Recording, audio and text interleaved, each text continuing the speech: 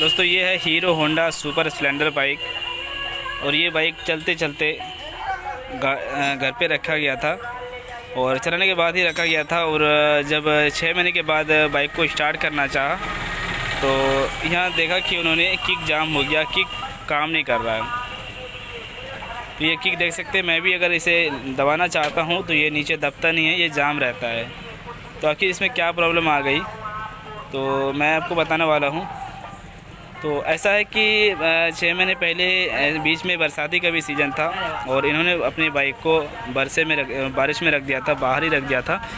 तो इसके वजह से इसके अंदर कुछ पानी चला गया है, ठीक है, इसके अंदर पानी चला गया है। हालांकि इंजन के अंदर नहीं गया है, वो बाहर की ओर ही गया हुआ है।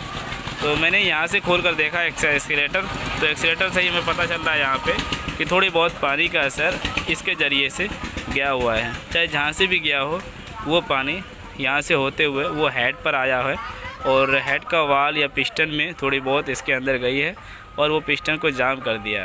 हमारा ये सोच है, बिना खोले मैंने ये अंदाज़ा लगाया कि ये चीज़ें हो सकती है। तो ऐसा है कि मैं इसे खोल कर देखूँगा और आपको भी दिखाऊँगा कि आखिर इसमें प्रॉब्लम क्या है और कम खर्चे में हमें इस बाइक को स्टार्ट करना है। आखिर क्या करना होगा अगर पिस्टन जाम होगा या फिर वाल जाम होगा, जो भी होगा तो इसमें इसे खोलने के बाद ही पता चलेगी। इसमें ऐसे हम नहीं देख सकते। तो चलो हम खोल लेते हैं। तो इसे खोलने के लिए आप क्या करेंगे, इतना आपको रेंज की ज़रूरत पड़ेगी। 8 number T, 10 number T, 12 number का पाना और चाबी वगैरह की ज़रूरत पड़ सकती है, ये सभी चीज़ें। और मैंने इधर सलेंसर खोल लिया है, सलेंसर तो खोलना ज़रूरी है। चलो मैं इसे खोल लेता हूँ, उसके बाद आपको दिखाता हूँ। दोस्तों जैसा कि मैंने कहा कि इसके अंदर पानी गया हुआ है, तो सच में ये पानी गया हुआ है इसके अंदर। और ये जो पानी गया हुआ है दोस्तों, ये कार्बोरेटर के अंदर से गया है। देख लीजिए यहाँ पर ये कार्बोरेटर में सफ़ेद सफ़ेद जो पित्ती बनी हुई है, चित्ते चित्ते दाग जो है, ये पानी। चाहे तो फ़िल्टर भी वैसे जाम है, बंद है इसका, उधर से कवर लगा हुआ है। तो ये कहीं ना कहीं चाहे तो इस सुराख से गया हो या फिर फ़िल्टर की तरफ से गया हो, लेकिन ये भी लगा हुआ था इस तरीके से। ये पिस्टन जाम है, अगर इसे हम निकालना चाहते हैं तो ये निकलता भी नहीं और मुझे ठोक कर निकालना पड़ेगा। इससे सिलेंडर ब्लॉक को ठोक कर मुझे बाहर निकालना पड़ेगा और आगे हम बताएंगे अब आपको हमें क्या करना चाहिए।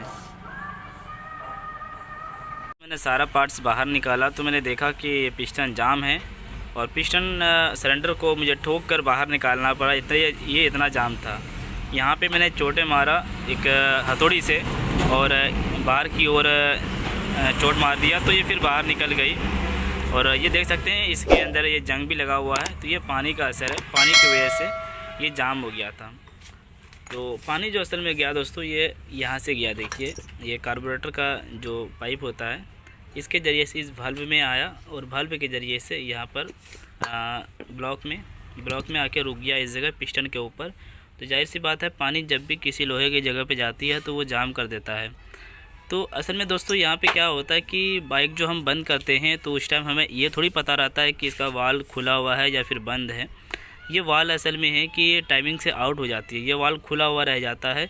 तो उसी के ज़रिए से यहाँ से जो भी कुछ जाएगी तो वो डायरेक्ट इसके ऊपर आ जाएगा।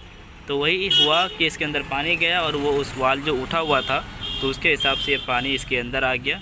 और थोड़ी बहुत ज़्यादा पानी गया नहीं है, थोड़ी बहुत ही गया होगा बारिश में, और हमारे ख्याल से ज़्यादा गया नहीं है। अगर ज़्यादा जाता तो और भी अंदर भी जाने का चांस रहता है। इस पिस्टन के अंदर ये इंजन में भी चला जाता है। तो ये दोस्तों बस ऊपर के ज़रिए से, इस कार्बोरेटर के ज़रिए से ही इसके अंदर पानी गया। तो अब हमें इसमें काम क्या कराना चाहिए। मैंने सोचा कि थोड़ी बहुत अगर प्रॉब्लम होगी, इसका सिर्फ ये रिंग जाम होगा तो हम रिंग खोल कर दूसरा रिंग डाल देंगे, गाड़ी स्टार्ट हो जाएगी। तो वैसे अभी भी अगर हम करना चाहें, इसमें अगर सरेस मार देंगे, पूरा फिनिशिंग से सरेस मार देंगे और पिस्टन बिल्कुल आगे पीछे हो जाना चाहिए, और अगर रिंग को खोल के अगर दूसरा रिंग डाल देंगे इसको सफाई करके, तो बाइक स्टार्ट हो जाएगी। लेकिन दोस्तों ये क्या है कि ये रियल काम नहीं हुआ, ये बस इमरजेंसी के लिए हुआ। आप कहीं अगर आपको यहाँ काम नहीं कराना है और आप चाहते हैं कि हमें गाड़ी को स्टार्ट करके दे दें, तो इस तरीके से आप कर सकते हैं। इस रिंग को भी हम फ्री करके दे देंगे तो स्टार्ट हो जाएगी। लेकिन दोस्तों ये काम सक्सेस नहीं हुआ। अब काम सक्सेस करने के लिए हमें इसको चाहे तो बोर कराना होगा, जैसे कि अभी पिस्टन जो है ये 50 नंबर का पिस्टन है। मैंने ही खुद काम कराया था, 50 नंबर का मैंने बोर कराया था। तो अब फिर से इसे बोर कराना होगा, चाहे तो इसमें 75 नंबर का पिस्टन इसे कटिंग करा के ओवर साइज इसका पिस्टन देकर इसमें फिनिशिंग करा सकते हैं, या फिर सिलेंडर ब्लॉक को पूरा चेंज करा सकते हैं। साथ में हमें हेड के जो वाल होते हैं उसे भी हमें ग्राइंडिंग करवाना होगा। तो वाल वैसे ठीक ठाक है, इसे ग्राइंडिंग अगर करवाएंगे तो ये हो जाएगी। थोड़ी बहुत पानी का असर इसके ऊपर, तो ये ठीक हो जाएगी। अगर ज़्यादा दिक्कत रहा तो फिर और भी इसका सीट वगैरह भी चेंज किया जा सकता है। तो ये देख सकते हैं कि मैंने इस हेड में उसी वाल को मैंने गारंटी करवा दिया। और हर काम दोस्तों एक मैकेनिक के मतलब से मन से ही नहीं होता है, कस्टमर के हिसाब से किया जाता है। वो जितना कॉस्ट निकालेंगे, जितने खर्च करेंगे, उसी के हिसाब से काम होगा। तो मैंने इसी वाल को चला दिया, जबकि हमें इसका जो वाल का गाइड होता है, ये सीट होता है, वो सीट बैठ गया है, जबकि सीट को चेंज करना चाहिए हमें। तो ऐसा है कि ये ज़रूरी भी नहीं कि जब तक कि हम सीट चेंज नहीं करेंगे तो बाइक स्टार्ट नहीं होगी या फिर धुआं मार देगी, ऐसा कुछ नहीं है।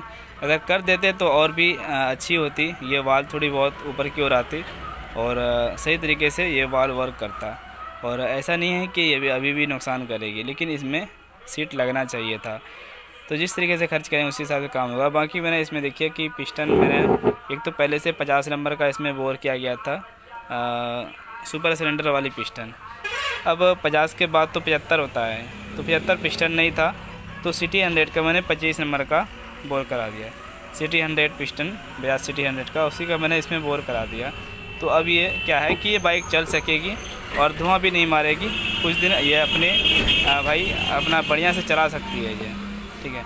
तो इस सीट कटिंग भी हो गया, यहाँ पे कोई भी दाग, कोई धब्बे नहीं है। इस तरफ देख सकते हैं, यहाँ पे कोई दाग नहीं रहा।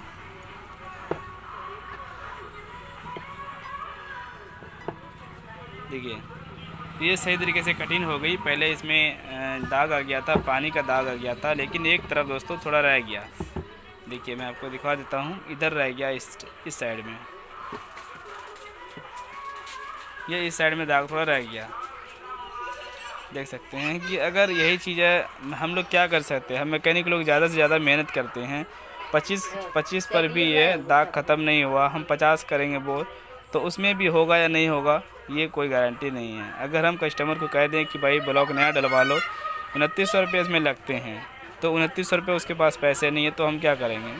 तो हम लोगों को इस तरीके से काम करना होता है। तो ये अब दाग है थोड़ी बहुत इसमें, और इसके ऊपर रिंग पिस्टन ऊपर नीचे होता है, तो इसके मदद से हो सकता है रिंग ना टिके, और टिक भी जाए तो वही हुआ। अगर नहीं टिकेगी तो फिर कस्टमर मैकेनिक को बदनाम करते हैं।